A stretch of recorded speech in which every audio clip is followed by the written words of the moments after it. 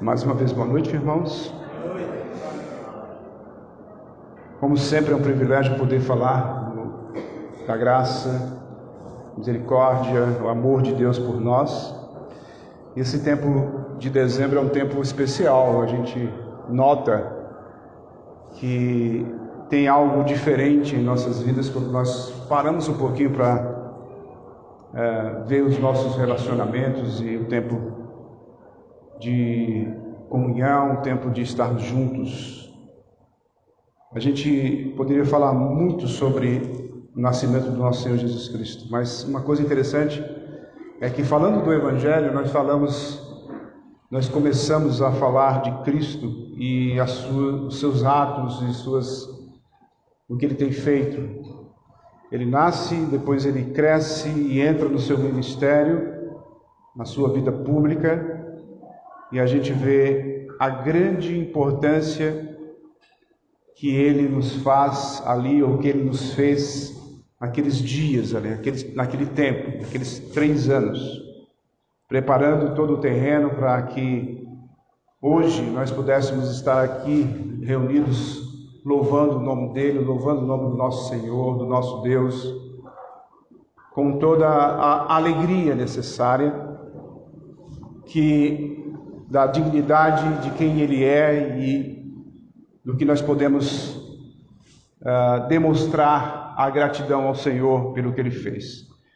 O Evangelho de Marcos, nesse ponto aqui, ele vai falar justamente do início do ministério do Senhor Jesus, e ele logo nos chama a atenção. As primeiras palavras dele são palavras diretas, que vai marcar toda a sua vida pública até o ponto crucial dele entregar a sua vida e resgatar o homem para o convívio, para a volta ao lar, para estar com o Criador. Esse parágrafo que nós vamos ver, nós vamos falar sobre, o tema é arrependa-se e creia. É um tema muito sugestivo, muito direto, é um tema que chama a nossa atenção, até porque a gente avalia que nós já nos arrependemos e nós cremos. E isso já nos dá um alívio, porque nós fizemos aquilo que nós não poderíamos fazer sozinhos. Deus fez por nós, nos deu essa abertura. Esse parágrafo que nós vamos ver, Marcos 1, versos 14 e 15, vocês podem abrir suas Bíblias aí. Esse parágrafo é um prelúdio do ministério do Senhor Jesus, centrado na Galileia. Então ele sai e vai para Galileia. Ele sobe para Galileia. E o João, ele sai de cena. João Batista sai de cena. Ele não aparece mais nesse evangelho, ele só aparece aí no comecinho. Embora o ministério de João continue influenciando as atitudes em relação a Jesus. Com esses 2 versículos, Marcos sucintamente apresenta o cenário da proclamação do evangelho por Jesus, no versículo 14, e um resumo das boas novas de Deus no versículo 15.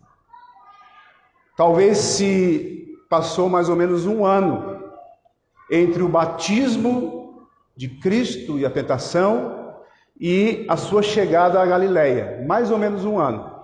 Os comentaristas dizem isso. Passou mais ou menos 1 ano para que ele pudesse começar especificamente, diretamente, a proclamação das boas novas. Vamos ler Marcos capítulo 1, versículo 14 e 15. Marcos capítulo 1, versículo 14 e 15. Que diz assim a palavra do nosso Deus.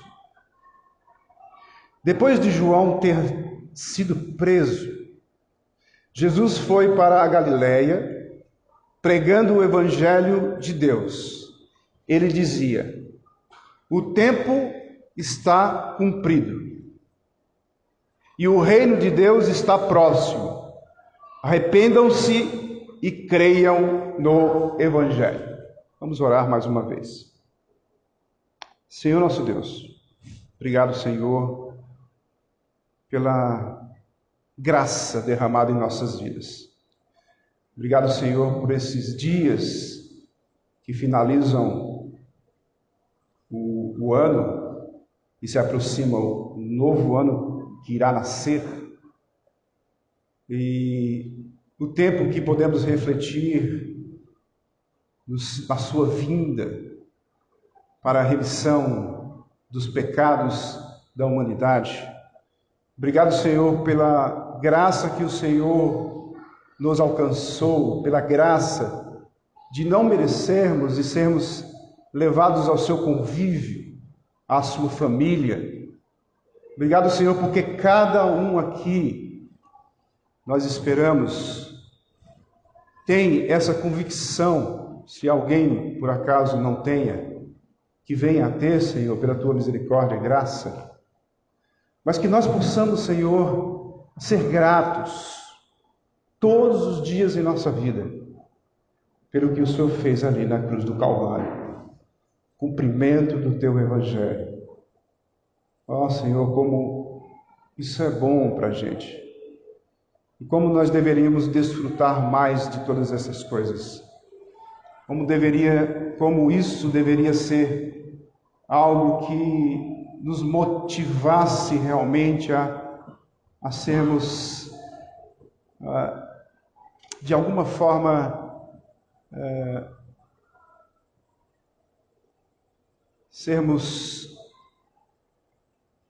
temos força suficiente para avançarmos mais, para enfrentarmos os nossos medos e fazermos com que a tua glória, o teu amor e o teu poder agisse em nossas vidas e nós viéssemos a sermos mais audaciosos em proclamar o teu Evangelho para as pessoas. Nós somos falhos e negligentes muitas vezes. Eu agradeço, Senhor, pela tua palavra e te peço, ó Deus, que o Senhor nos oriente mais uma vez esta noite, a que possamos refletir naquilo que o Senhor tem falado somente nesses 2 versículos, através do apóstolo, do evangelista Marcos. Obrigado, Senhor, pela sua palavra, que é viva, eficaz e que chega aos nossos dias preservada com o poder do teu Santo Espírito. Nós pedimos em nome do nosso Senhor Salvador Jesus. Amém. A primeira coisa que nós vemos aqui, que está bem óbvio, é a prisão de João e a viagem do pregador Jesus. Versículo 14. Quando a gente observa aí nos evangelhos, nós vemos alguns detalhes, o motivo pelo qual ele foi preso. Agora, nós olhando João, nós vemos que ele era dos profetas antigos, ele era o último que encerra essa linhagem com a sua prisão. Quando tudo está bem, achamos que Deus está agindo. Vamos pensar. João Batista fez aquilo que o propósito que Deus quis para ele. Ele se submeteu a ser aquele que abriu as portas para que Jesus chegasse e apresentasse o Evangelho para a humanidade. Ele foi o precursor. Ele se submeteu. E a gente pensa, depois de ter cumprido o propósito, a gente poderia pensar assim: agora Deus vai lhe dar um refrigério, Deus vai lhe dar honras.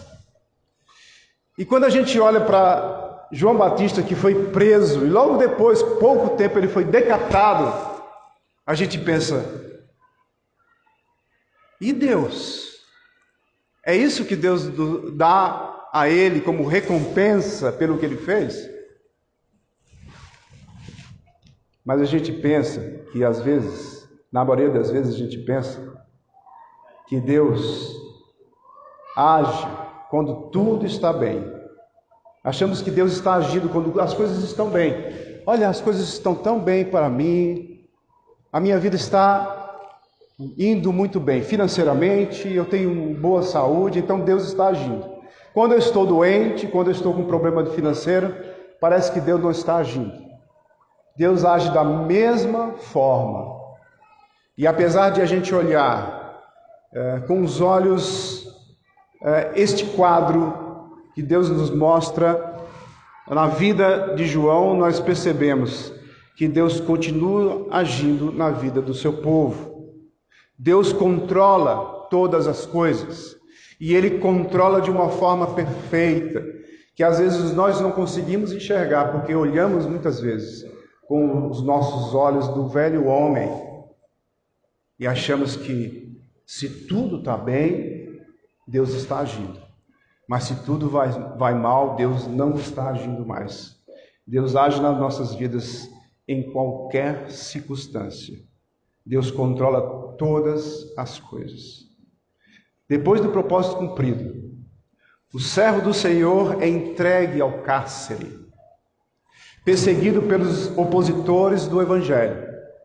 Ele começa pregando o Evangelho da forma dele.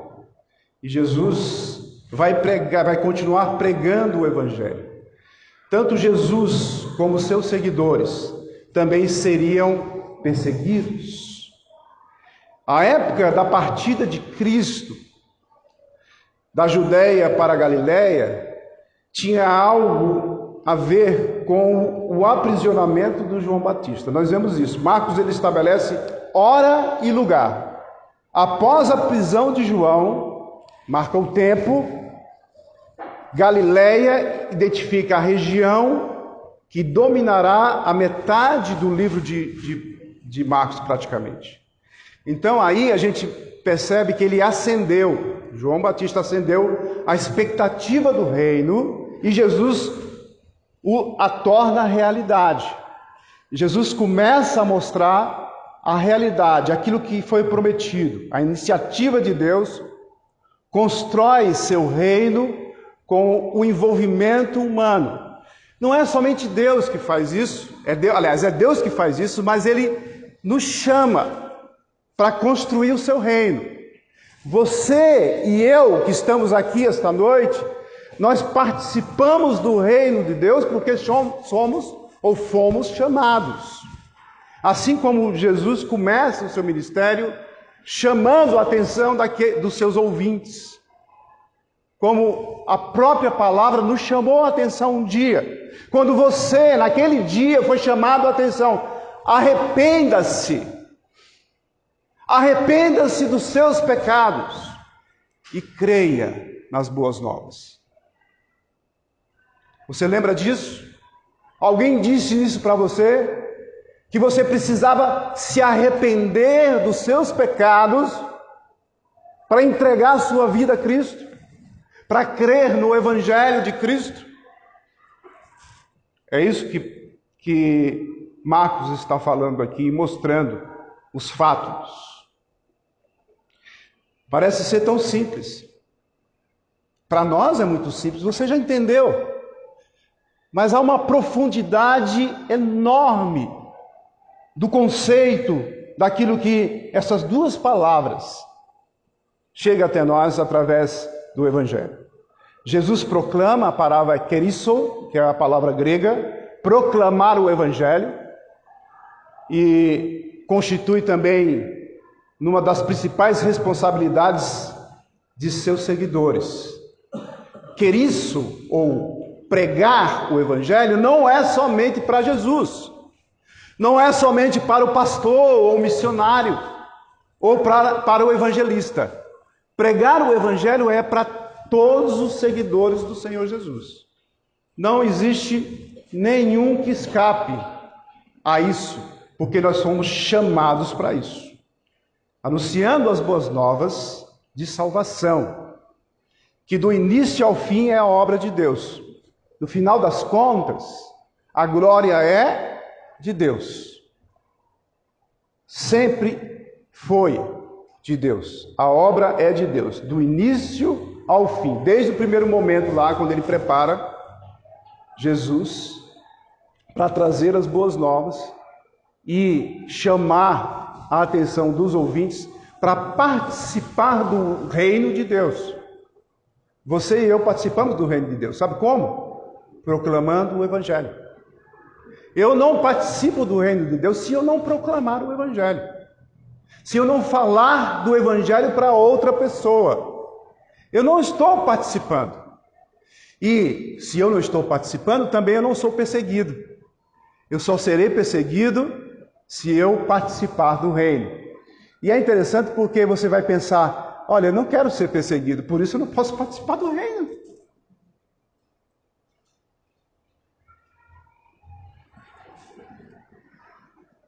O Evangelho é muito simples e ao mesmo tempo é tão complexo, porque o que tem por trás de todas essas coisas é algo bem traçado, bem planejado na eternidade passada, para chegar no tempo correto, no tempo certo da vida do Senhor Jesus, para que nos trouxesse o refrigério necessário que nós precisávamos. Sem isto, todos os homens estariam perdidos. Segundo ponto, proclamação do pregador. Versículo 15. Proclamação do pregador. O povo queria ser libertado da opressão. Os contemporâneos de Jesus. Todos eles estavam na expectativa.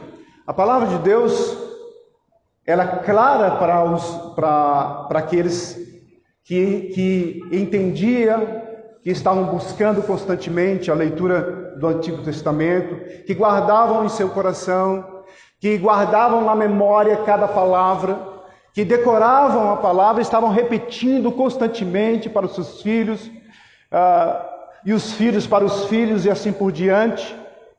Então aqueles que realmente buscavam, eles estavam na expectativa, olha, quando será o tempo? Qual será a hora? Qual será o tempo em que nós seremos resgatados, nós seremos libertados dessa opressão?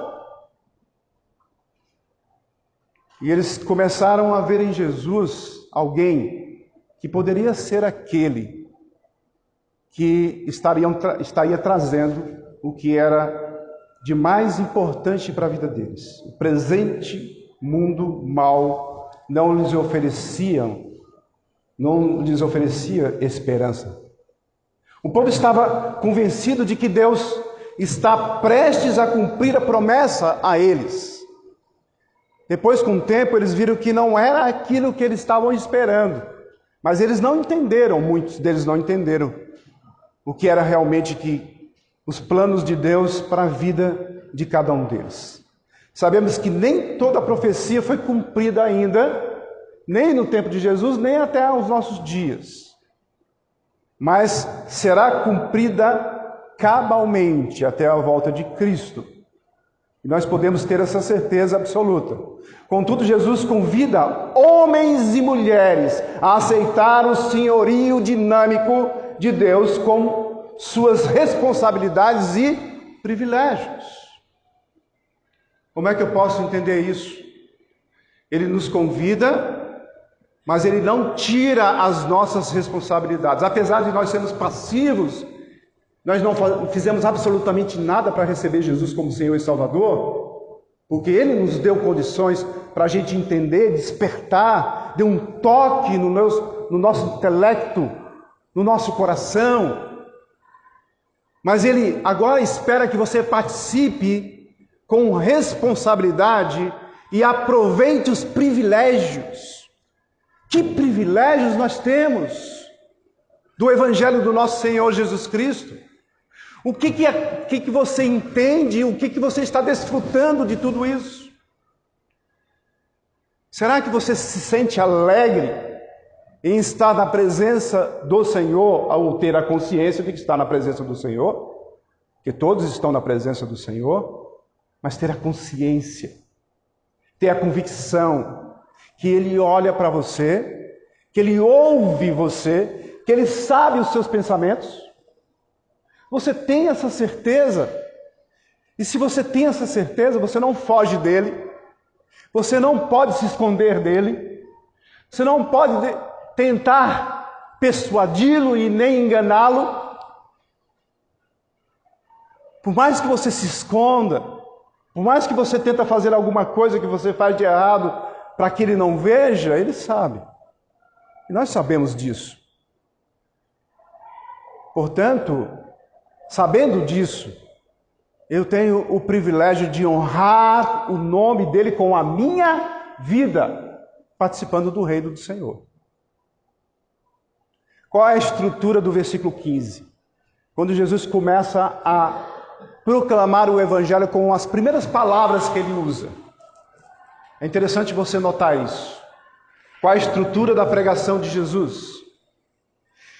Parece 4 frases com o verbo, primeiro duas frases com o verbo no modo indicativo. O que significa isso? E 2 com o verbo no modo imperativo.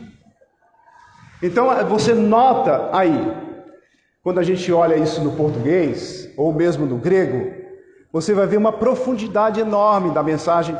Somente em 4 frases, Jesus nos mostra nos dá uma noção de todo o Evangelho e de tudo que Ele quer fazer para conosco. Primeiro ele diz, verbo, a frase, o verbo no modo indicativo é: o tempo está cumprido. Olha aí na sua palavra, na sua Bíblia. O tempo está cumprido. Indicativo é uma afirmação de um fato ocorrido.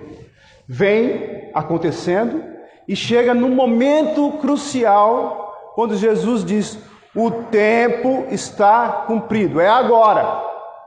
Você esperava, chegou o tempo, não é? A gente não tem essa questão de você espera, a gente marca algo que vai, um acontecimento que a gente, uma festa ou qualquer coisa, um casamento, um aniversário, e a gente fica na expectativa. Quando chega aquele dia, a gente vê que tudo já está preparado e o tempo está cumprido. Jesus está dizendo: o tempo está cumprido. Ele fala para você, para mim. Ele fala para os seus ouvintes: olha, o tempo está cumprido. Quando ele fala isso, os judeus começaram a entender e ficaram naquela expectativa. Olha, se o tempo está cumprido, se agora chegou aquele momento crucial onde a gente vai resolver todos os nossos problemas, eles ficaram alegres com isso. É uma afirmação, no modo indicativo, de um fato ocorrido que chegou no tempo crucial. O tempo é o kairos, no grego, que é aquele tempo especial. É o tempo que você, de oportunidade. É agora ou nunca. Ou você agarra essa oportunidade ou você deixa passar. Quantos de nós temos oportunidades? Várias vezes na nossa vida nós temos algumas oportunidades que nós deixamos passar. Você tem a oportunidade, por exemplo, de todo o domingo pela manhã você estar numa escola dominical. E muitas vezes eu deixo passar. Às vezes deixa passar. É uma oportunidade, é um tempo oportuno. É um tempo especial, onde nem todos têm esse privilégio. Por que eu falo isso? É para incentivá-los a vir para a escola dominical? Não! Eu não posso incentivar ninguém a vir para a escola dominical. É você mesmo que é participante, é você mesmo que tem que olhar a sua responsabilidade de cuidar de você mesmo, para que você seja um instrumento capacitado para influenciar os outros positivamente. Então às vezes eu perco essa oportunidade, eu deixo passar porque eu acho que não é tão importante para mim. Os meios da graça, de oportunidade que Deus nos dá através do Evangelho dele, através da palavra dele, nós nunca devemos perder. E quando é na adoração, eu posso ter a oportunidade de poder expressar a gratidão ao Senhor. Então, esse tempo oportuno, Kairos de Deus, é um tempo que passa e se você perde, talvez não consiga mais. Deus realizou o que prometeu. Na plenitude do tempo, relativa à paz do Império Romano, naquele momento ali, onde havia estradas que podia levar os missionários a levar a mensagem, onde a língua foi unificada no grego, onde as mensagens escritas foram também levadas com muita facilidade. Tudo isso é plenitude de tempo, é Kairos de Deus, é o tempo oportuno que veio onde o nosso Senhor Jesus Cristo nasceu. Naquele tempo, ele não poderia nascer nem depois e nem antes, porque era tempo de Deus, há quase 2000 anos atrás. Tem um filme aí que está passando, acho que é na Netflix, não sei, vai passar ainda, que é Jesus nos nossos dias. Não cabe. A gente pensa assim, se Jesus viesse agora, como é que ele ia agir? Não cabe. O tempo oportuno, o tempo real, o tempo do fato aconteceu uma vez e pronto. Há quase 2000 anos atrás, chega aos nossos dias, é algo fantástico, sobrenatural, porque se fosse algo que não fosse oportuno, que não fosse importante, já tinha dissipado. Mas você e eu que estamos aqui nesta noite, é pelo motivo de que aquilo que aconteceu foi real, foi factual, foi verdadeiro, foi importante para você e para mim. Agora você precisa aproveitar isso com todo o seu ser, com toda a intensidade do seu ser. Segundo indicativo, a afirmação é: o reino de Deus está próximo. Afirmação de fato que ocorrerá. O tempo está próximo, o reino de Deus está próximo. Então, o reino de Deus, que chegou na plenitude do tempo, agora ele vai iniciar. Ele está próximo. Eu vou dar início, Jesus está dizendo. Sou eu que sou o precursor, depois de João Batista, que abriu a porta, agora eu dou o início, e eu vou chegar até o final, eu vou cumprir o meu propósito, eu vou morrer por vocês, vocês vão entender que eu morri pelos seus pecados, vocês vão me aceitar como o sacrifício único e verdadeiro, e vocês serão livres da condenação, e vocês voltarão para o Pai, e estarão com meu Pai eternamente. Aí eu voltarei e buscarei vocês. O reino de Deus está próximo. Indica soberania e domínio. Estava no coração do seu povo, uma vida ativa, efetuando sua completa salvação. Estava no coração do povo. Que povo é esse? Somos nós. Cada um de vocês. É interessante você notar isso, porque a gente olha a nossa vida ou o tempo de uma perspectiva linear, onde você olha para o passado, já aconteceu, você olha agora para o presente que está acontecendo, que já está ficando passado. Nosso coral, a nossa cantata já passou. A gente ficou naquela expectativa de chegar aquele momento, chegou, já vimos a glória de Deus manifestada, uma parte da glória de Deus manifestada nas vozes que Deus deu, os dons, a capacitação do maestro e outras coisas mais. Agora, já passou, agora a gente vai... Para Deus não existe isso. Deus olha e vê o seu povo com uma vida ativa, efetuando assim em cada um de nós a completa salvação. Não aconteceu ainda, mas vai acontecer lá, naquele momento crucial que nós esperamos com expectativa, quando Jesus voltar. E eu posso viver agora essa vida com essa expectativa clara na minha mente e na minha vida cotidiana. É isso que Deus quer de nós, quando Ele fala que o reino de Deus está próximo. Sua constituição do reino é na igreja. Essa igreja local faz parte do reino de Deus. Essa igreja local, localizada aqui, nesse contexto, num bairro de João Pessoa, chamada pelo nome do bairro, que é denominacionada Batista, mas que é uma parte do reino de Deus. Nós devemos viver este evangelho aqui, agora. Deixar para depois para quê? Viver uma vida totalmente longe do evangelho para quê? Não aproveitar aquilo que Deus tem nos ensinado para quê? E onde está a nossa responsabilidade em relação a isso? Como nós podemos encarar esta verdade em nossa vida? A igreja, ela foi instituída para isso, para que a gente possa exercer o reino de Deus em nossa vida.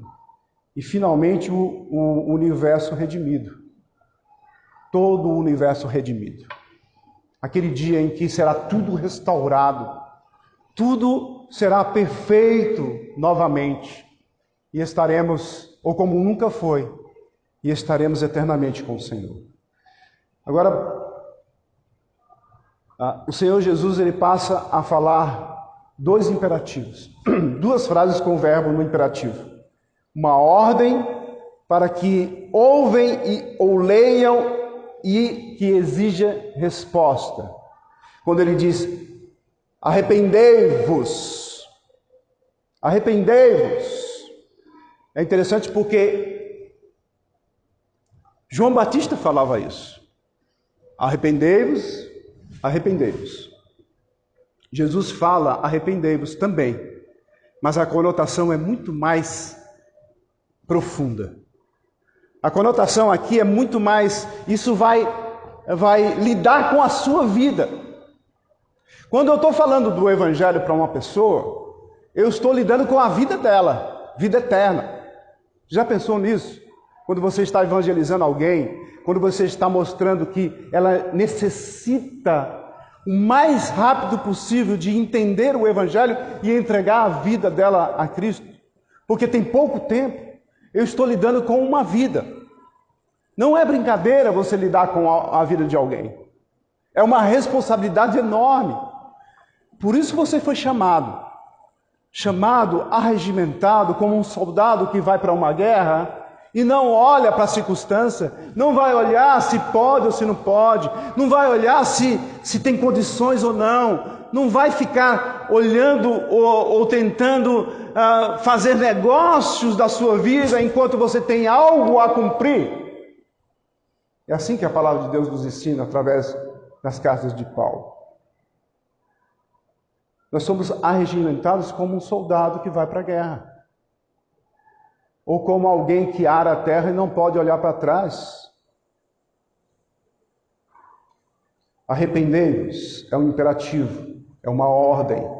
Arrependimento é a palavra metanoia no grego, que significa uma mudança de mente. Significa não só uma mudança de mente, mas de atitude interior. A atitude tem que ser mudada interiormente primeiro. A minha atitude tem que estar na minha mente, no meu coração, para que eu haja. Eu não posso mudar o meu comportamento sem mudar o meu coração e a minha mente. Então não adianta a gente achar, olha, eu vou me comportar melhor assim, eu vou me vestir assim, não vou fazer isso, não vou fazer aquilo, se eu não mudar o meu coração. Se não houver uma metanoia, uma transformação, uma mudança de mente. E a mudança é atitude de independência para a dependência. Até então, sem Cristo, nós achávamos que éramos independentes. Eu dependo de mim mesmo, eu sou o que sou, eu sou o melhor, eu sou o cara, eu sou o mais inteligente, eu quero desbravar a minha vida e conseguir atingir os meus objetivos, eu vou fazer isso, eu vou fazer aquilo. Quando a gente para e se arrepende dos nossos pecados, nós começamos a ter uma visão diferente. Totalmente diferente. Agora eu não sou mais independente. Talvez quando você era criança, você era dependente dos seus pais. Quando você se tornou um adolescente, você diz, agora eu sou independente. E continuou sendo independente. Mas quando você se torna adulto, aí você diz, agora sim eu sou independente. Eu quero sair de casa, eu quero fazer o que eu quiser. Mas com Deus, nós nunca seremos independentes dele. Nunca. Nós respiramos e damos um passo pela manhã por causa dele.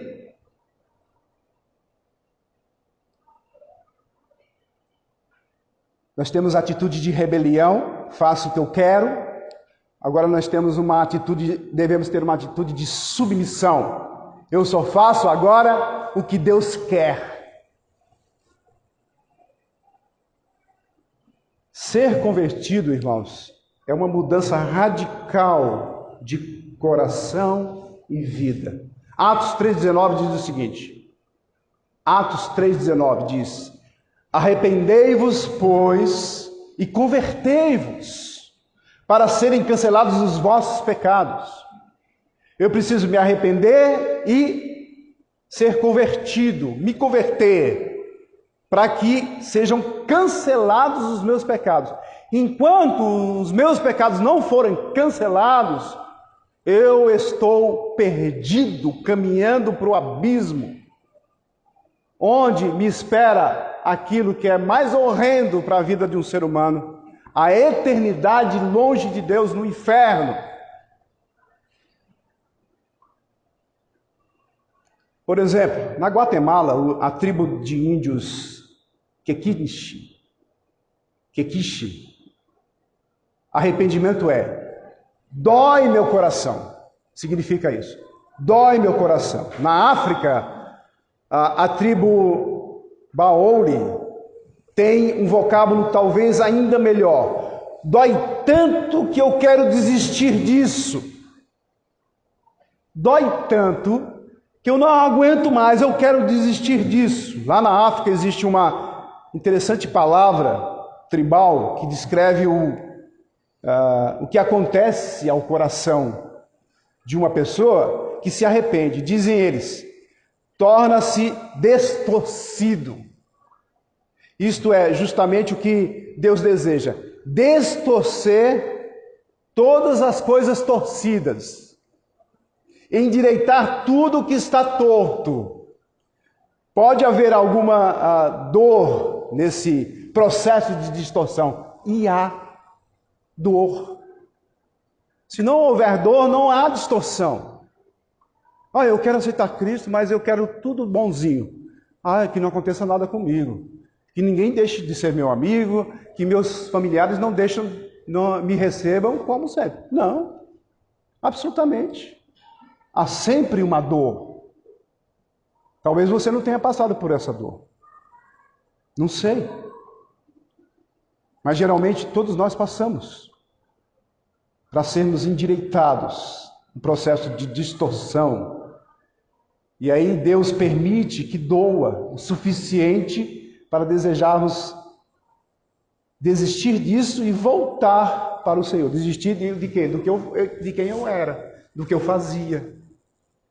A dor deve ser uma dor que a gente aguente e que depois passe. Mas é interessante porque a palavra de Deus nos ensina que às vezes nós recebemos a palavra e logo nós somos sufocados pelas coisas em volta da nossa vida. Porque a gente não aguenta as primeiras dores. Quem de vocês não sentiu dor quando você recebeu Cristo como seu Salvador? quando alguém lhe abandonou, melhor amigo seu, um parente que disse assim para você: olha, você não é mais meu neto, nem chegue mais aqui, eu nunca mais vou na sua casa. Isso é o mínimo, é muito pequeno, muito pouco. Então, é isso que os índios Shaw do sul do México querem dizer quando descrevem o arrependimento como o coração volta atrás. Há uma distorção. O coração ele volta atrás. É como se o coração estivesse no lugar errado, estava torto e ele volta atrás. Ele muda de posição. O verbo arrepender aqui significa dar meia volta ou afastar-se de algo. Afastar das coisas que Jesus abomina e se voltar para as coisas que ele ama. Já pensou nisso? É tão simples. O que Deus ama? O que Jesus ama? E o que ele abomina na nossa vida? A gente olha para as Escrituras. A gente vê, está lá escrito, bem direitinho.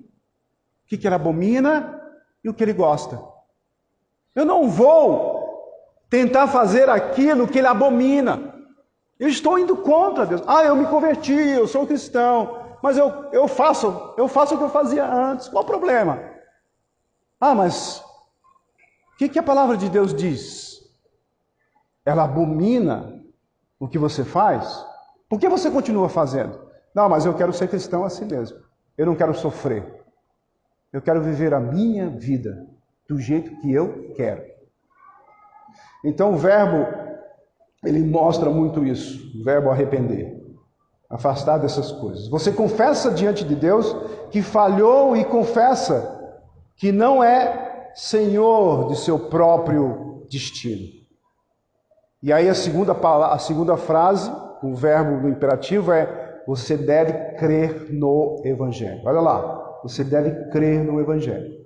Uma ordem, fé implícita, conhecimento, concordância e confiança. Crede é depositar confiança. Você confia no Senhor nosso Deus, no Senhor Jesus, você confia de tanto que você vai fazer algo que é impossível você fazer, sabendo que Ele vai te ajudar. Às vezes nós somos pegos em circunstâncias difíceis, onde a gente diz assim: eu não confio no Senhor Jesus. A gente não fala isso, mas a gente tem atitude disso. Eu não confio em Deus. O evangelho no grego é angelos, é um termo que designa aquele que anuncia as boas novas, com o prefixo eu, que significa jubiloso. As novas que trazem alegria. Isso é o significado do evangelho. As boas novas, ou as novas que trazem alegria. Então, as boas novas nos trouxe alegria. O evangelho é um conjunto de boas notícias, de bênçãos. O evangelho não é um conjunto de regras, porque a gente faz isso. Muito simples. A gente começa a colocar regras e a gente vai cumprir aquelas regras. Quando a gente não cumpre, a gente chora, a gente fica abatido por causa disso, mas eu vou tentar. Cumprir regras não é o objetivo, é mudança da mente e do coração. Se eu não mudar a mente e o coração, eu não vou cumprir aquilo que Cristo tem me ensinado, somente pelas minhas próprias forças. E o Evangelho é um conjunto de bênçãos, de boas notícias, e não um conjunto de regras. O Evangelho está no fato de que você tem acesso a Deus. A pergunta é: você tem consciência de que você tem acesso a Deus? Eu posso conversar com Deus a qualquer tempo que eu tenha? Ou eu ainda vivo assim naquela correria intensa, onde eu tenho uma dúvida na minha mente, no meu coração, de que parece que Deus não me ouve, ou que Deus não está me ouvindo porque eu estou sofrendo, dia após dia, semana após semana, anos após anos, décadas, e eu acho que eu não tenho acesso a Deus. Será que você não pensa assim? Será que você vive uma vida desse jeito?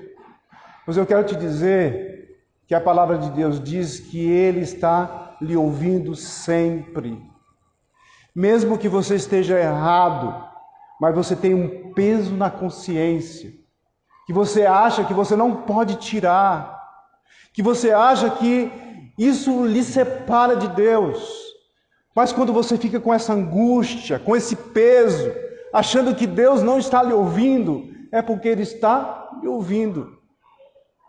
Ele quer ver você confiar nele e deixar ser levado por Ele. Quando você faz isso, você está demonstrando que você crê realmente nele. Esse acesso não é com base em algo que você tenha feito. Porque às vezes nós pensamos que, olha, Deus vai me ouvir se eu for direitinho. Deus vai me ouvir se eu cumprir tudo, todas as normas corretas. Não é assim que Deus age na nossa vida. Se fosse assim, jamais Deus nos ouviria. Se fosse assim, jamais Deus nos abençoaria. Porque independente disso, nós somos pecadores todos os dias. O que Ele quer de você é que você chega para Ele e diz assim: Senhor, me perdoe por isso, por isso, por isso e por isso. Todos os dias. Você faz isso? Você tem que crer. A base da nossa fé não é no que a gente faz, algo que eu tenha feito, alguma obra que eu faço na igreja. Isso não significa nada para acrescentar algo mais para o amor de Deus que Ele tem por nós. Não. Foi Jesus quem fez. Na história pontuada ali, factual, naquele momento crucial, naquele dia glorioso, de angústia, de dor. Foi Jesus que fez por você. Tá, eu já sei disso, pastor. Sim, mas você age como você sabe que é, com o que você sabe que é, porque saber é uma coisa, é uma coisa. Saber alguma coisa é uma coisa. Mas agir com aquilo que eu sei é outra coisa totalmente diferente. Se eu não ajo como um cristão, se eu não ajo com convicção, se eu não entendo que a palavra de Deus é verdadeira, que ela age em minha vida, que eu posso ter a certeza absoluta que Deus é comigo, como é que eu vou viver uma vida cristã em abundância? Jamais! Jamais viveremos uma vida cristã em abundância se eu não confio em Deus. A partir do momento que você começa a confiar nele verdadeiramente, você vai viver em abundância. Sim, eu vou ter tudo que eu quero ter? Não! Você vai viver alegre, exuberante, vai fluir de você uma água viva. As pessoas vão ver você, vão ouvir você e vão perceber que há algo diferente em você. E somente assim você vai poder viver uma vida plena.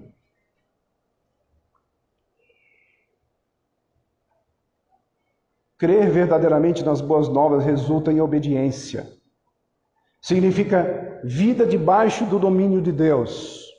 Nossa salvação começa no céu e deve resultar em glórias para o nosso Pai Celestial. O que a gente pode concluir com tudo isso?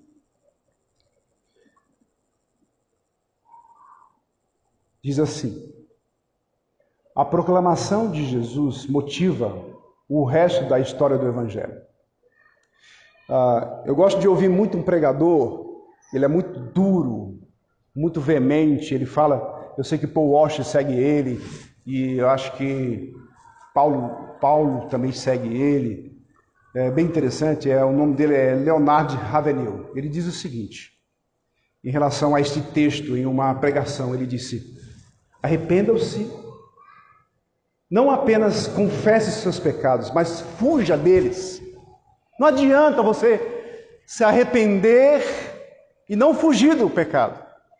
Toda vez que você se arrepender daquele pecado e se aproximar dele, você cai. Fuja.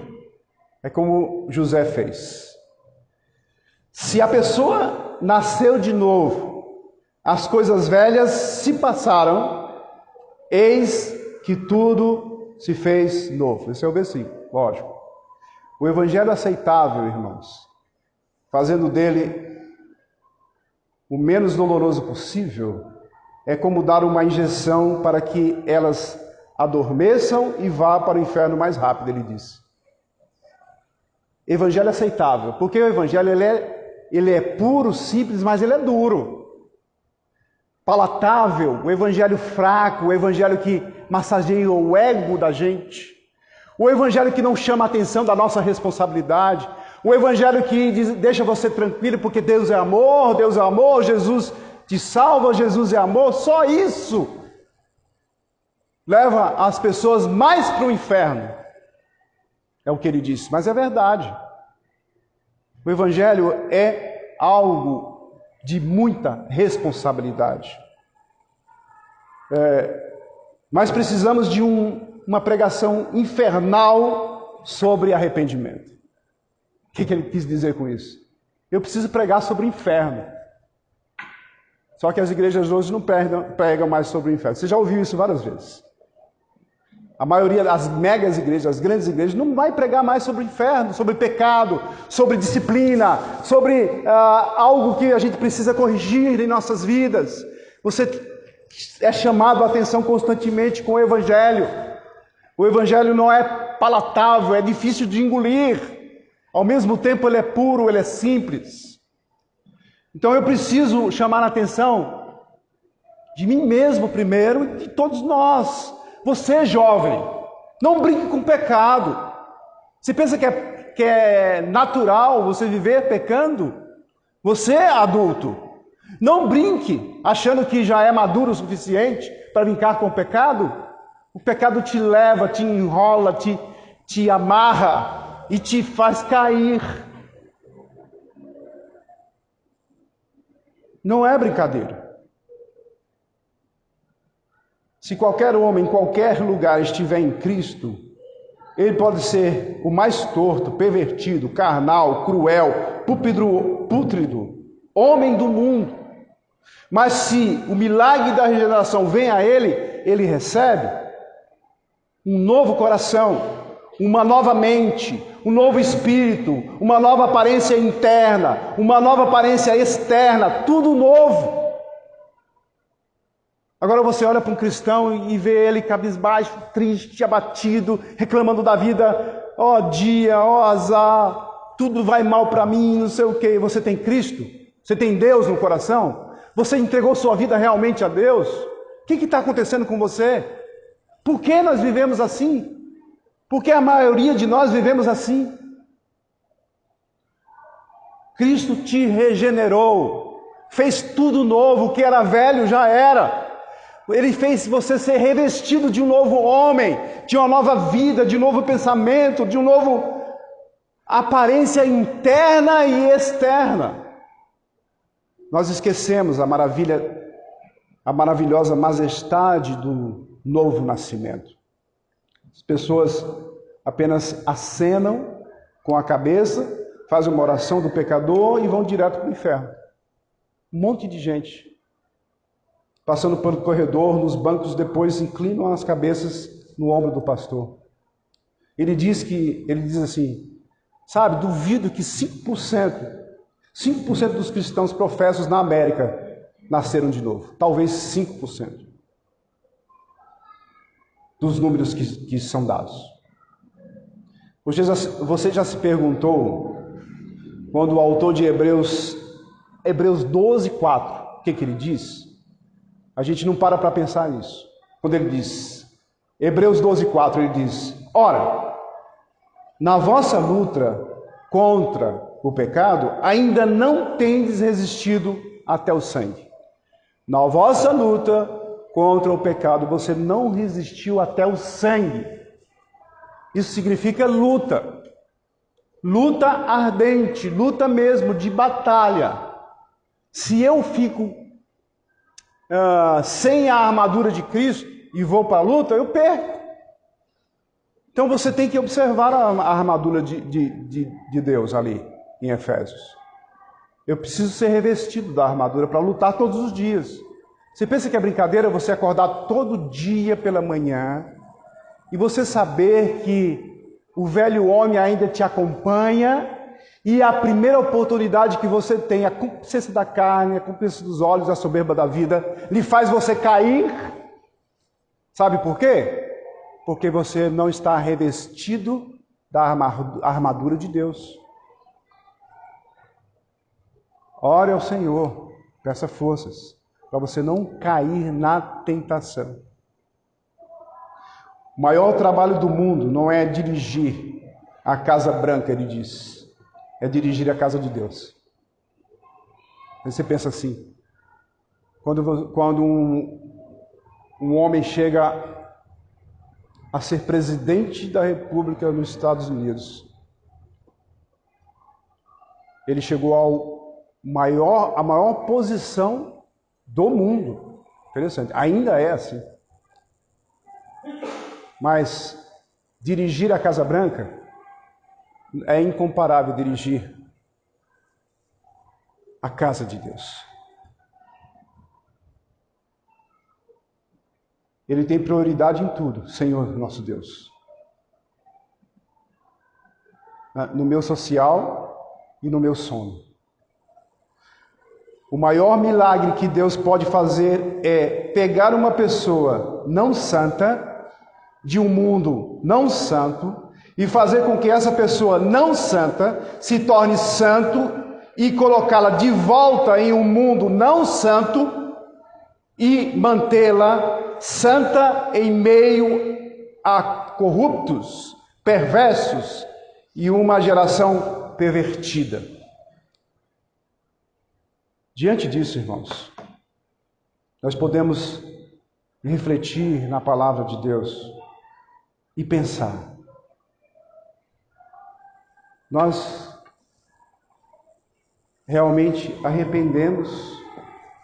temos arrependido dos nossos pecados, temos crido no Evangelho, temos colocado em nossa vida realmente o Senhor Jesus todos os dias, sabendo que Ele é conosco, que Ele sabe quem nós somos, quais são as nossas deficiências e descansar nele e entender que Ele é conosco todos os dias. Diante dessa mensagem, nesses 2 versículos, a gente pode tirar uma lição importante para a nossa vida. Eu preciso crer totalmente no meu Deus, de uma forma incondicional, independente do que eu estou passando. Eu preciso crer naquele que me trouxe até Ele, através do seu Filho Jesus. Amém? Senhor nosso Deus e Pai, perdoa, Senhor, os nossos pecados. Obrigado, Senhor, pela salvação em Cristo Jesus. Uma graça que me basta, sem merecer. O Senhor me alcançou. Sem merecermos, o Senhor nos alcançou. O que eu faço com o teu Evangelho? Qual é a minha responsabilidade no reino de Deus? Quem sou eu, Senhor? Eu sou um instrumento nas tuas mãos? Para quê? Para fazer a tua obra? Como eu faço? O Senhor tem me capacitado para isso? O Senhor tem me mostrado o teu poder em minha vida? O Senhor tem me mantido em pé? O Senhor tem me dado aquilo que eu necessito? O Senhor sabe as minhas angústias, os meus defeitos, os meus sonhos, os meus objetivos. Você sabe, Senhor, o Senhor sabe quem eu sou. O Senhor precisa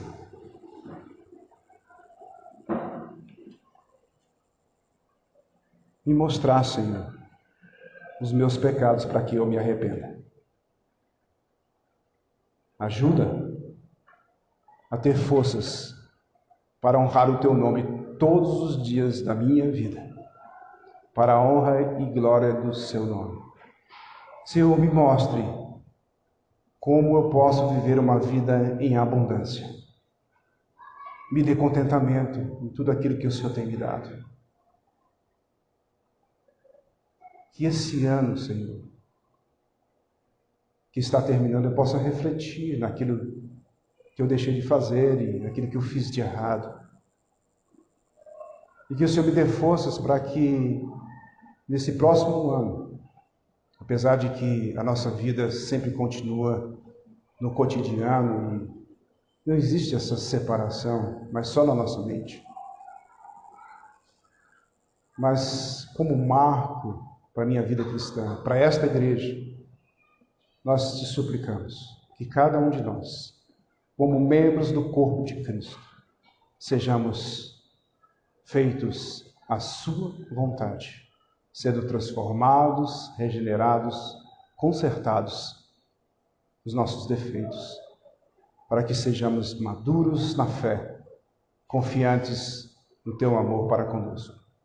Tudo isso nós pedimos e agradecemos em nome do nosso Senhor Salvador Jesus. Amém.